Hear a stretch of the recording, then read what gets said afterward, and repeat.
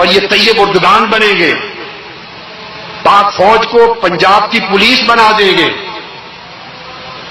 اگر نواز شریف رہ گئے، میری بات کو لکھ لو، پین کے ساتھ لکھ لو، آپ کل یاد کریں گے پوری قوم۔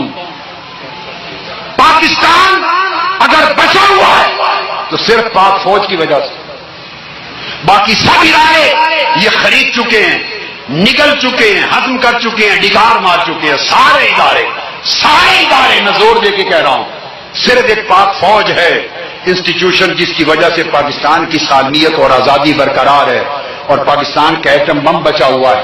اگر یہ رہ گئے تو اگلا حملہ، اگلا ثانیہ ماڈل ٹاؤن پاک فوج پر ہوگا، اور پاک فوج کو یہ پنجاب پولیس میں بدل دیں گے۔